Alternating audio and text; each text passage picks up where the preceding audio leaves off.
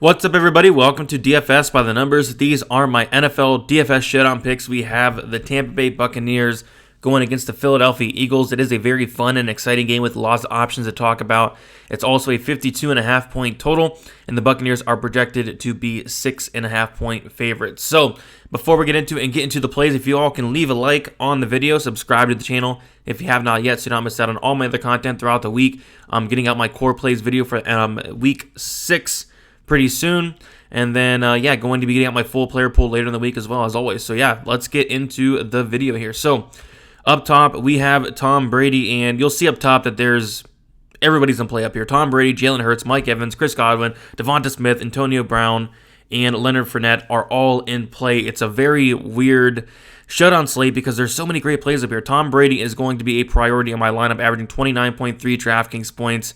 He's having a phenomenal year. He's looking great, and the dude's like 44 years old. It's crazy, but yeah, Tom Brady, I do like him. And on showdown slates, typically you are looking to get some quarterbacks in there, and especially on this slate, both Tom Brady and Jalen Hurts are 100% in play for me, both very expensive, but also on this slate comes a ton of value as well, so it makes it very easy to go up and get Tom Brady, who you're absolutely going to want to get into your lineup, and then it allows you to go up and get Jalen Hurts, who you absolutely are going to want in your lineup. Jalen Hurts is somebody that, you get the rushing upside, 9 rushing attempts in week 5, 8 in week 4, he had 9 in week 3, and 10 in week 2, so you're getting at least 7 rushing attempts per game thus far this year, and it's a game script where they're projected to be trailing, and you're not running against this Tampa Bay Buccaneers defense. Tampa Bay Buccaneers have one of the best, if not the best, run defense in the NFL, so you got to expect that the Eagles are going to be throwing the ball and throwing it a ton. I think Jalen Hurts is going to be something that benefits from that. So, best case scenario, I'm getting both quarterbacks into my lineup.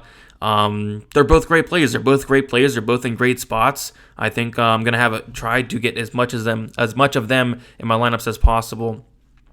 All right, so now we can kind of group these guys together. Mike Evans, Chris Godwin, Antonio Brown, all 3 of them are in play. All 3 are phenomenal plays. Chris Godwin averaging, what is he averaging? Like 17.2. Mike Evans, 19.7. Brown averaging 19.3. It's really whoever you can fit. Brown is going to be a guy that's going to be the cheapest out of the 3, which is interesting because Godwin's 9,400, Evans is 10,200, and Brown is 8,200. I do like Brown quite a bit. Had a great week last week, 8 targets, 7 receptions. He scored 34.4 DraftKings points, had 2 touchdowns as well, 11 targets in week 4. Brown is somebody that I love at this price tag. But yeah, if you can go up and get Evans and Godwin and fit them in your lineup, go for it. I think they're both in very solid spots as well.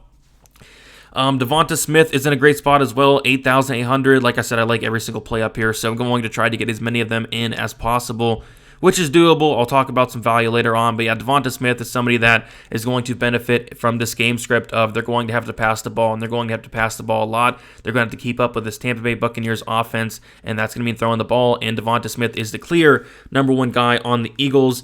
And we are also missing Dallas Goddard. He is unlikely to play, so that's going to bump up Devonta Smith even more. They're going to have to throw the ball to somebody, and I think Devonta Smith is going to be one of those guys. Also, Zach Ertz, guys like that, Rieger, Watkins, guys like that. But Devonta Smith is going to be the number 1 guy in a game like this where they're going to throw the ball. I think Devonta Smith is in a phenomenal spot here, and he is 8,800. So yeah, Tampa Bay Buccaneers, their defense as a whole is really good. Their pass defense is not great. Their run defense is phenomenal, one of the best in the league, but the passing defense is just not there.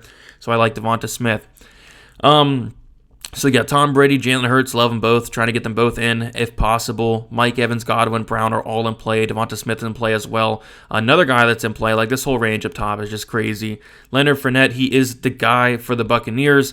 He's taken over the backfield, had those 20 carries against the Patriots, scored 16.9. He had 21 DraftKings points against Miami as well. And, positive game script, a game script where they're projected to be up 6.5 points. But that doesn't matter. They're still going to pass the ball a ton no matter how much they're up. But still, I think Fournette's in a solid spot here against the Eagles.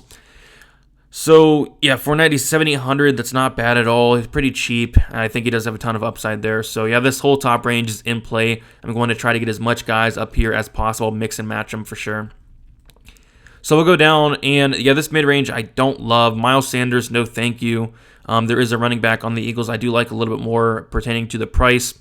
You can't run against this Tampa Bay Buccaneers defense. So Yep, no thank you there. And even then, like, Sanders has not been great this year as a whole. What is he averaging? 10.1 DraftKings points. Not getting a ton of usage, so no thank you on the Sanders side for me. You got backup quarterbacks here. Dallas Goddard, unlikely to play, like I said, which is going to open up some things in terms of value. Bernard, definitely not. 5,200. A little bit more on the expensive side. I'd rather go up and get Fournette if possible. Rieger is somebody that is in play, but there is a guy I do like a little bit more for cheaper, and it's going to be Watkins. He's going to be, what, 400 cheaper? He actually outsnapped Rieger last week. It looks like he is slowly taking over, and what do you have? 3 targets, 3 receptions last week. He's averaging 8.5 DraftKings points. I think Watkins, for me, in terms of Watkins, Rieger, but there is a guy on the Eagles pass catching that I do like a lot more than both of those guys combined. We'll talk about soon. But yeah, I think Watkins and Rieger are in play because of the game script, because they're going to be throwing, because of the good matchup. But Watkins, if I had to pick one or the other, but I think Rieger's fine as well. Brady, no thank you.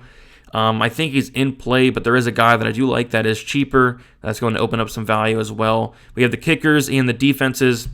I don't really think you need to get there. We'll talk about some plays that are cheaper that I think have more upside than both the kickers and the defenses, outside of like a defensive touchdown here and there. But yeah, there's some guys I do like in terms of value. So not going to get to the kickers or defenses a lot, or really at all, on this slate, because we'll talk about some value and get into that right now. So Zach Ertz, if Goddard is out, and it looks like he's going to be out, Zach Ertz looks to be one of the best, if not the best value on the entire slate. So the Buccaneers do rank 27th in terms of DraftKings points given up to tight ends. I talk about all the time, you cannot run against this Buccaneers run defense. You're going to pass, and Zach Ertz is going to be that guy. Last week he had 6 targets, only 1 reception against Carolina. He had 8 targets against Kansas City. With no Goddard out, you got to expect a ton of targets, a ton of usage for Ertz, and Ertz is literally 3,200. Like, that's crazy. It makes it really easy to get him in your lineups. It opens a ton of things up as well. So Ertz is going to be my go-to down here in this bottom range if Goddard's out, and it does look like Goddard is going to be out here. Gainwell is another guy that does stick out.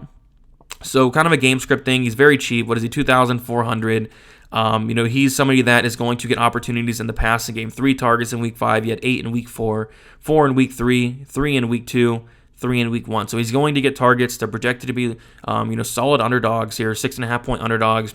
They're going to be passing the ball. You're not going to run against this defense. So I think Gainwell is somebody that can definitely benefit from that. He's not going to get a ton of rushing attempts like you see 2, 3, 1, 6, 9, but he's going to get a ton of targets, and that's all that matters to me there. At 2,400, I think Gainwell is another guy that's in play. So we have Gainwell. We have Ertz down here. Ronald Jones, he's cheap. He's cheap, but like I said, Fournette has taken over the backfield. He's still going to get 5-6 carries. He's going to get a target, maybe, but outside of that, like outside of a touchdown, I think he's really touchdown dependent down here, and it could happen, but I think there are better options in terms of punt plays go. O.J. Howard. So O.J. Howard actually outsnapped Brady, and he actually had more targets than Brady last week. He had 3.9 DraftKings points last week. I don't mind going back to Howard. He's just very cheap. He played more snaps than Brady, like I mentioned, so that's pretty big there. I think Howard's another guy that I do like down low. Just a very cheap guy. We have Johnson down there.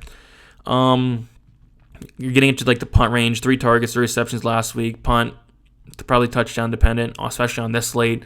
And then Greg Ward, somebody that's touchdown dependent. What is he? 600, very cheap. 800, very cheap. So yeah, he had 2 touchdowns on the year. I think he's 2 receptions on the year, both are touchdowns. So Greg Ward is the definition of a punt play. If Greg Ward does score at 800, that very well could be enough. But yeah, we talked about Ertz, so much value with Ertz. We talked about Gainwell. I like both those. Those are my probably 2 preferred punt options, and then O.J. Howard as well.